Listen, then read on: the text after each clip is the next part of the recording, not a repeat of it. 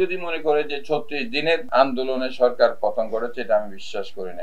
আন্দোলনটা ফ্যাসিস্ট সরকারের বিরুদ্ধে গণতন্ত্র পুনরুদ্ধারের, মানুষের অধিকার আদায়ের যে আন্দোলন, এটা কিন্তু চলছিল।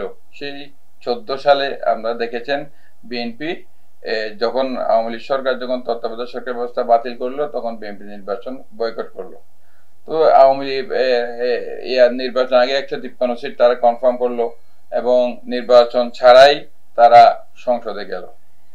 এরপরে পরবর্তী আমাদের আন্দোলনটা কিন্তু চলমান ছিল। গণতন্ত্র পুনরুদ্ধার এবং গণতান্ত্রিক অধিকার আদায়ের যে আন্দোলন, সেটা কেউ যদি মনে করে যে 36 দিনের আন্দোলনে সরকার পতন করেছে, এটা আমি বিশ্বাস করি না। এটা এই আন্দোলনটা, এই যে চলমান আন্দোলনের আপনি একটা দেওয়াল ভাঙার জন্য আপনি হাতুড়ে দিয়ে বাড়ি মারতেছেন।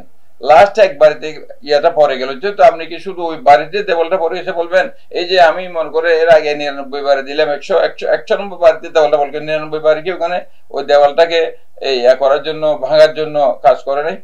কাজেই আমি কারো অবদানকে খাটো করতে চাই না।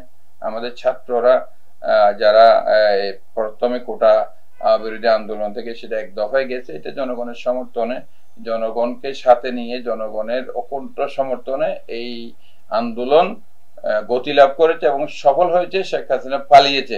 এটা কোনো একক ব্যক্তি অথবা একক শক্তি কারো অবদান, এটা গোটা দেশের সকল মানুষের সম্মিলিত প্রচেষ্টা বলে আমি মনে করি।